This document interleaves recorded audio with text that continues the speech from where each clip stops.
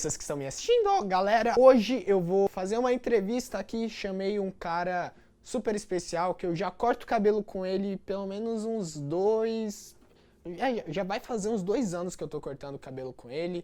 É um mano do mesmo bairro que eu sou, lá do Itaim Paulista, e que de um modo completamente diferente tá elevando o nome do bairro, tá chegando a vários lugares, dando workshop aí pelo Brasil, viajando, tudo através do negócio que é a paixão dele, que é a arte de cortar cabelo. Então, sem mais enrolação, eu vou chamar aqui o Bruno Reis, que, mano, o cara é monstro. Cola aí, Bruno.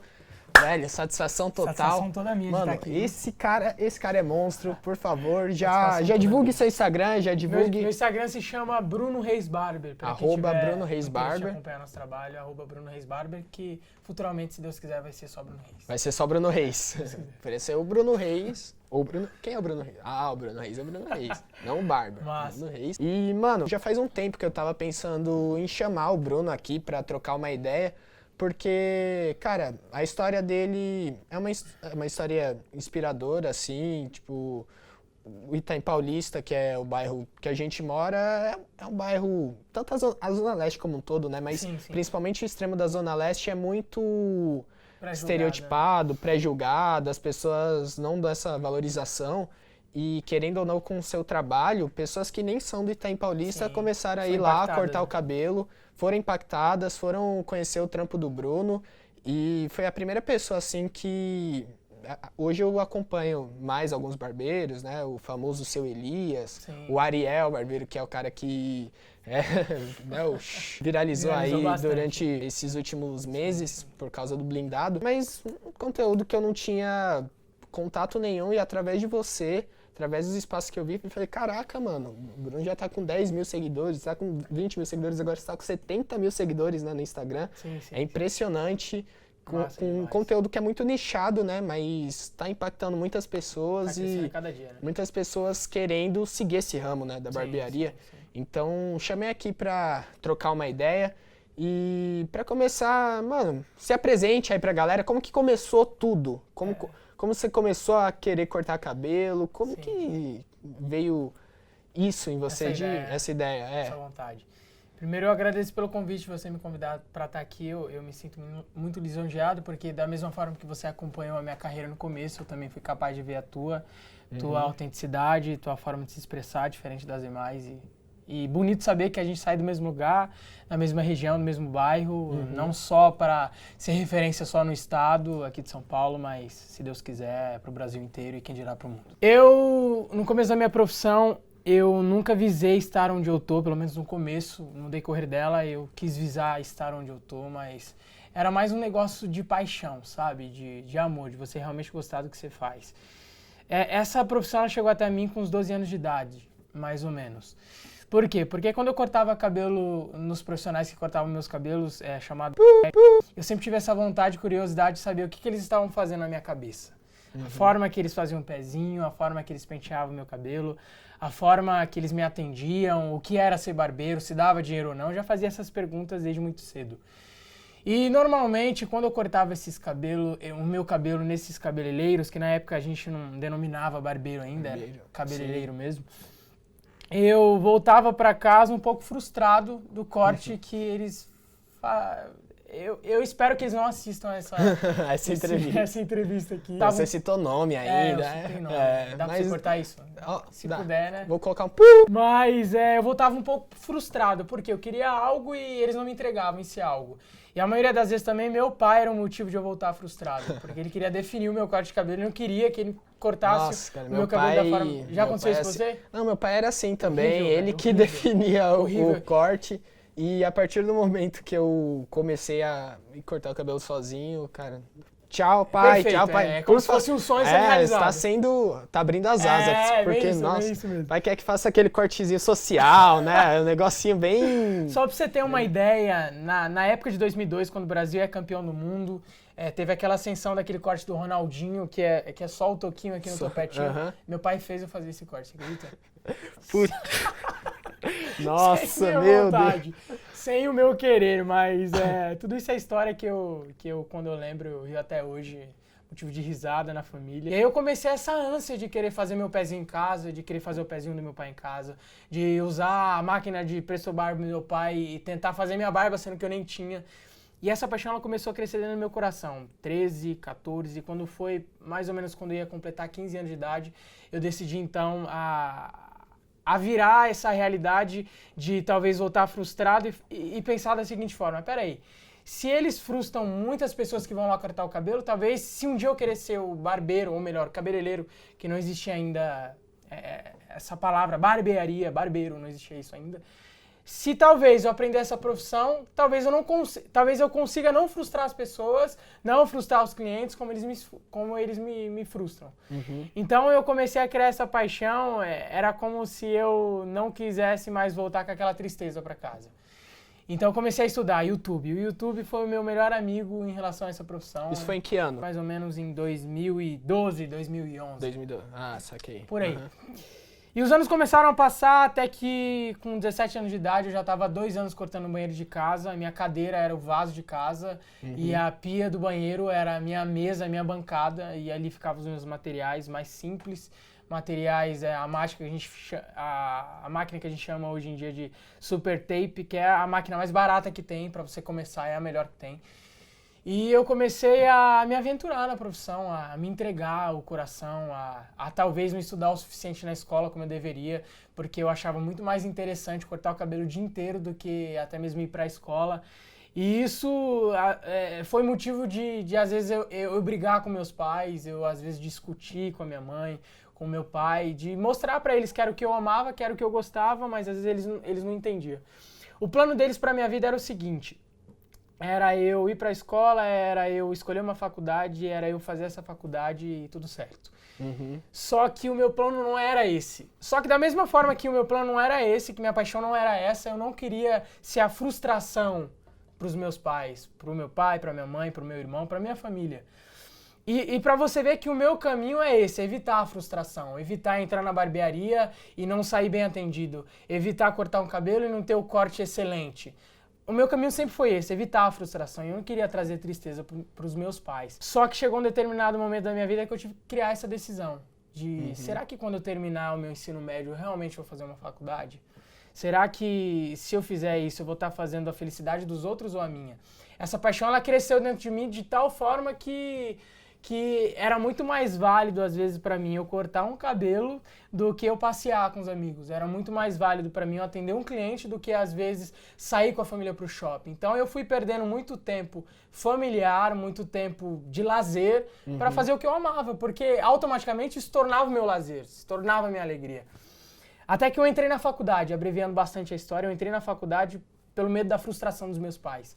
E eu durei só 1 ano, porque a minha paixão... Você fez faculdade do quê? Fiz faculdade de Direito. Eu fiz 1 semestre inteiro de Direito, eu procurava ser o mais aplicado possível, procurava fazer o melhor sempre. Por medo de chegar em casa e olhar os olhos dos meus pais me olhando talvez com um olhar de desprezo ou de medo de eu não me tornar alguém na vida. Então eu era o melhor porque eu tinha medo do que os outros pensavam, essa é a realidade. Foi aí que eu tive que tomar a decisão de sair da faculdade, de trancar minha faculdade, e de fazer o que eu amava ou continuar na faculdade fazendo o que os outros queriam, fazendo o que os meus Você pais ainda queriam. pensa em seguir essa área de direito? Nem um pouco. Mas pensa em voltar para a faculdade, fazer uma outra especialização? Não. Eu acho que quando você vive a paixão da coisa, você começa a entender que é muito mais válido você viver o que você ama do que às vezes você viver a felicidade de outro alguém, sendo que você não vai poder dar a sua capacidade máxima. Sim. Sendo que você não vai ter a sua mais alta performance. E querendo ou não, você não tá parado, né, cara? Isso. Você investe muito Exatamente. em cursos, em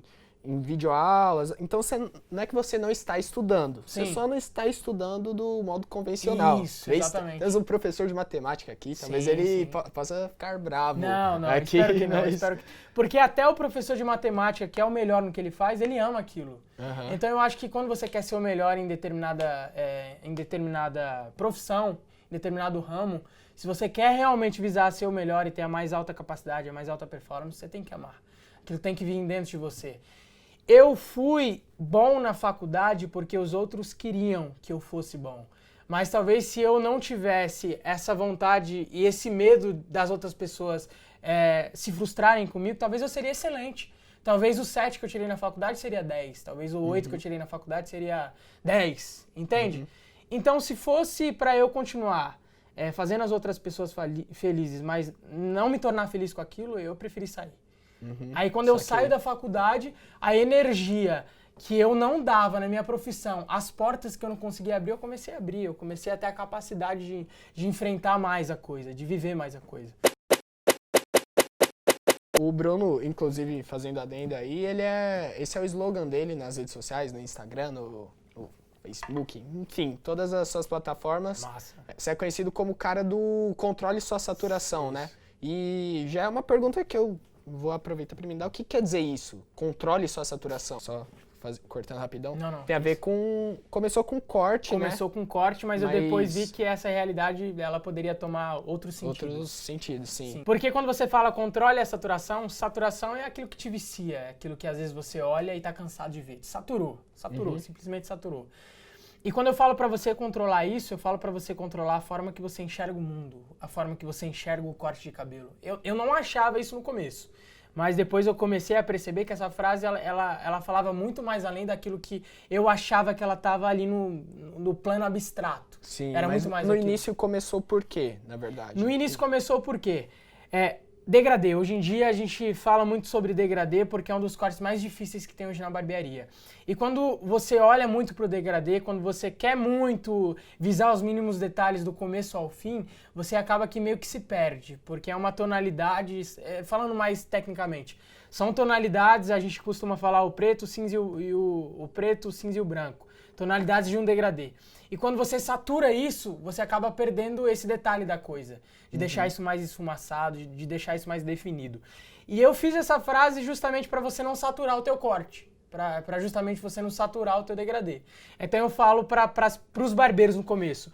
Controle a tua saturação, para de olhar muito o corte, para de visar o detalhe no começo e deixa os detalhes pro final. Porque às vezes quando você quer fazer tudo ao mesmo tempo, no degradê, no final não fica... Você acaba se perdendo. Tanto é que o Bruno é um cara que demora ali no degradê. Você é prova viva disso. Você começa de cima pra baixo, né? De cima pra baixo. Inclusive, você falou que não curte frustrar os clientes e tudo mais, mas eu já me frustrei algumas vezes aí com o Bruno, porque, ele demora pra cortar cabelo, tipo, ele quer fazer um negócio perfeito ali. Perfeito. Eu já cheguei no horário ali na barbearia, eu fiquei esperando ele terminar, porque ele realmente preza pela perfeição ali do corte, mas em compensação, quando ele foi cortar o meu, eu devo ter frustrado outra pessoa também, que tava esperando a vez dela. Exatamente. Mas acho que isso faz parte, Faz parte. Uma das coisas que eu também prezo é isso, por mais que demore um tempo a mais, e é claro, isso tem que ser muito alienado ao cliente. Você precisa compreender o teu cliente e precisa vender essa verdade pro cliente. Porque se você ficar demorando na cadeira e não explicar o motivo da tua demora, ele não vai aceitar isso. E que bom que você entende, que os outros clientes entendem que a gente está tentando ter a mais alta performance na cadeira. A primeira vez assim que aconteceu isso, eu falei, essa é a última vez que eu vou cortar aqui com o Bruno, mano.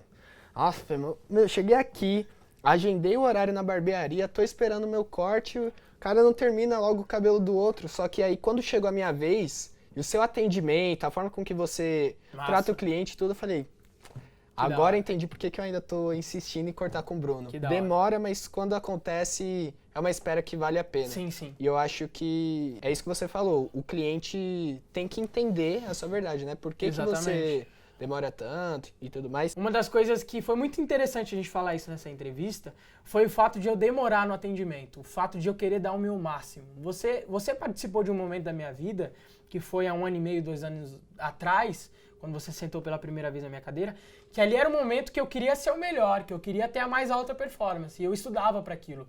E não adiantaria eu aprender e absorver todo o conhecimento nos cursos que eu fazia, sendo que eu não iria aplicar todo o conhecimento que eu aprendi numa cabeça.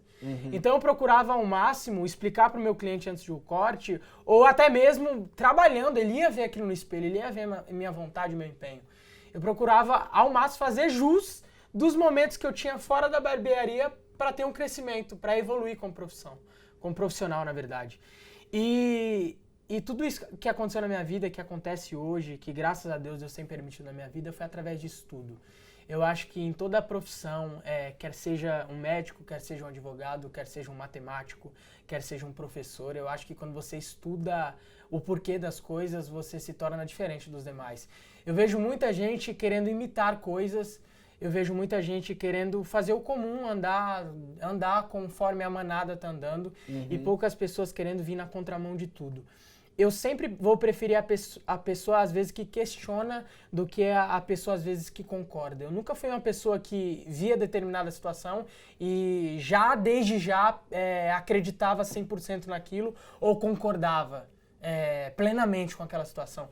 Eu sempre fui uma pessoa que talvez eu não falava na frente da pessoa assim, mas o porquê disso? Mas será que isso está certo? Mas eu voltava com esses porquês para casa. O curso prático que eu fazia, os workshops que eu fazia, que eu queria o aprendizado, eu sempre via naquele profissional que era referência, 100 mil seguidores, 200 mil seguidores, o que faltava mesmo nele, que já era referência, que eu futuramente poderia apresentar. Eu acho que falta isso nas pessoas. Falta as pessoas encontrarem nas demonstrações, nos cursos, nos estudos vácuos, lacunas que ainda não foram preenchidas. Além do Bruno Barbeiro, tem o Bruno fora também. Você tem quantos anos? 20? 21. 21? 21 anos. 21 em janeiro desse ano. 21 anos, já é casado, né? Já casei cedo, 19 anos. Então, casou com 19 anos, tem toda essa história também por trás. Quer compartilhar um pouco do Bruno por trás? Sim. Toca na igreja também, né? Tem o lado religioso, tem... Que faz total diferença, né? Aqui no canal eu tento trazer, pessoas diversas e tudo. E acho legal você compartilhar esse seu lado também. Então, além do cara do controle de sua saturação, o cara dos cortes e tudo mais, quem mais é o Bruno Reis? Bruno Reis é uma pessoa que procura evoluir todos os dias. Eu acho que parte do sucesso que eu conquistei, parte do que eu tenho, tem muito a ver com as questões pessoais da minha vida pessoal, de eu ter casado cedo. Porque, querendo ou não, o casamento ele te faz crescer de outras formas, enxergar a vida de uma forma diferente. E a religião também, cara, foi um dos maiores motivos de impulsionamento, tanto pessoal quanto profissional, na minha carreira. Por quê? Porque eu sempre costumo dizer que você precisa de uma crença inabalável. O ser humano, ele não é inabalável. Ele pode ser abalado muitas vezes. Em questões de emoções, em questões de frustrações. Ele é um ser humano. O ser humano é uma pessoa que está em constante evolução. Às vezes ele está no topo e às vezes ele está lá embaixo. Mas quando você tem uma crença inabalável, independente das circunstâncias que você encontra na vida, ou se você está frustrado ou não, se você alcança ou não, eu acho que você sempre vai ter energia. E as pessoas me perguntam, Bruno, você fala que você precisa ter, eu sempre falo isso nos meus cursos, nos meus workshops, onde eu viajo, onde eu dou curso, onde eu apresento, que eu preciso ter uma crença inabalável. Eu não costumo perguntar a religião, eu não costumo perguntar em quem você acredita, se é em Deus, se é em Alá. Isso não me importo, porque isso eu acho que tem muito a ver com o tipo de pessoa que você é, com o tipo de pessoa... Sim, cara, eu acho que ainda mais você que tá cada vez mais crescendo no ramo, lidando, como você mesmo disse, com cabeças diferentes, pessoas diferentes, não dá pra você ter esses pré-julgamentos, esses preconceitos, assim como a igreja, pra muitas pessoas também é um espaço que... de certa forma oprime muito, de certa forma não dá essa recarregada de energia. Exatamente. Eu acho que é muito relativo. E até para essas pessoas que acham dessa forma, eu preciso compreender elas. Porque às vezes ela evoluem mais fora da igreja do que dentro da igreja. Então. Mais não tendo essa crença do que tendo essa crença. Com certeza. Isso tem que ser respeitável. Eu gosto de deixar um negócio meio musical aqui. Massa. E como o Brunão é um cara que toca na igreja, tem essa religiosidade... Vamos ouvir um pouquinho da palavra aqui? Vamos ouvir um gospel. Vamos tentar. Ouvir um gospelzinho. O Bruno vai... você vê as diversidades que a gente tem. Assim. Eu não sou craque igual você, né? Você vê as diversidades que a gente tem aqui nessa sala de gravação. Tem o Bruno, que é um cara religioso. Aqui por trás tem o professor Denis, que eu gravei a entrevista com ele agora há pouco. Cara, ele é ateu. Então, o professor não acredita em Deus. Mas tem suas outras crenças. Tem o Valtinho que está por trás daqui das gravações, que o Valtinho é homossexual. Ele também tem suas vivências. Temos que respeitar, todas as divergências a gente tem que respeitar. Então a gente tem muitas pessoas, muita diversidade aqui e muitos héteros, vários tipos de héteros. Eu acho É que... um arco-íris de informação. É, então, é isso, cara. E Eu é acho isso, é muito viver, louco. é viver a vida, cara. É isso. É viver a vida. Quando você começa a se importar com essas questões e achar que só o teu padrão é o certo, você não vive. Você não vive. Você nunca vai conseguir entrar num coletivo de algo, você nunca vai conseguir lidar com as pessoas, você nunca vai ser inspiração pra ninguém. É respeitar todo mundo. As pessoas, elas confundem aceitação com respeito. Você pode até não aceitar determinada situação, mas você tem que respeitar o direito de cada um. Essa é a palavra. Então, eu acho que é isso. Então vamos lá. Vamos lá. Vamos lá? Vamos tentar A aqui. palhinha.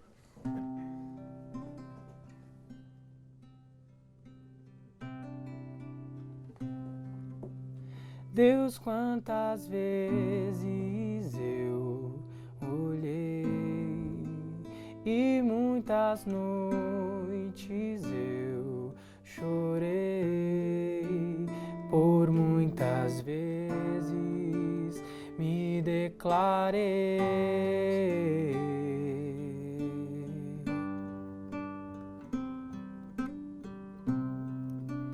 Como Davi eu me encontrei, com o gigante me deparei, mesmo pequeno acreditei.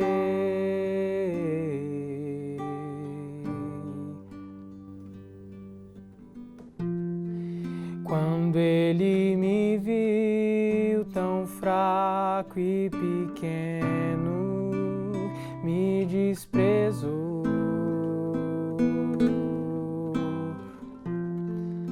Mas é em teu nome, Senhor,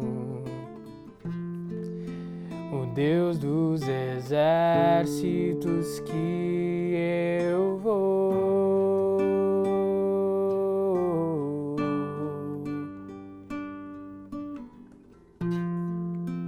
Sou tão pequeno, cheio de erros, e o gigante à frente está, tentando aqui me derrotar.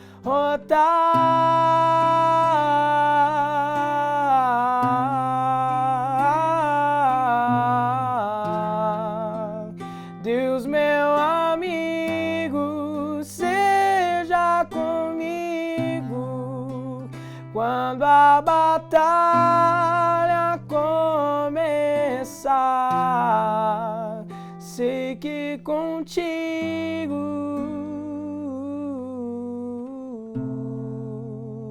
nada pode me parar.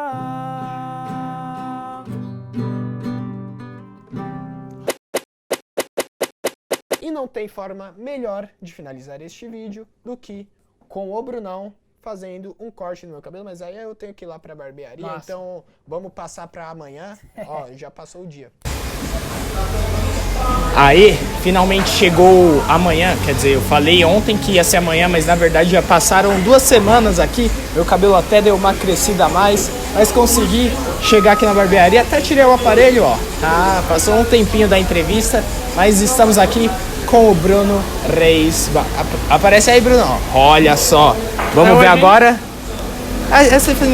Opa, deu uma gaguejada aqui. Essa finalização dessa entrevista, ele mostrando em prática o degradezinho, cabelinho fininho, bigodinho na régua, daquele jeito. Fala aí, Brunão. Nego Ney! Nego Ney. É isso aí.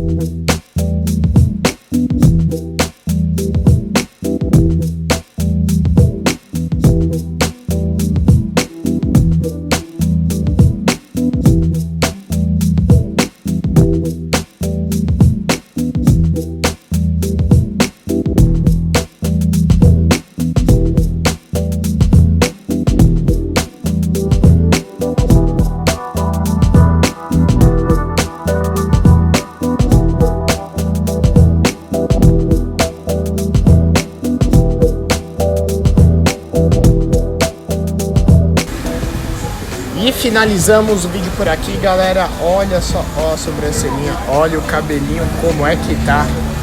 Mais uma vez, satisfação total, Brunão. E se a galera quiser visitar aqui a barbearia, Dom fala o Salvatore tá em Paulista. endereço. Rua Tiburcio de Souza, 271. É isso aí, mano, ó, rapaziada aí trampando, mostra Massa. aí, mostra aí, rapaziada toda aí. Olha E a ali o galera do Ronald. oficial. O Ronald é um monstro. E é isso aí, galera. Espero mesmo que vocês tenham curtido o vídeo. Muito obrigado pela audiência. Valeu, falou e tchau.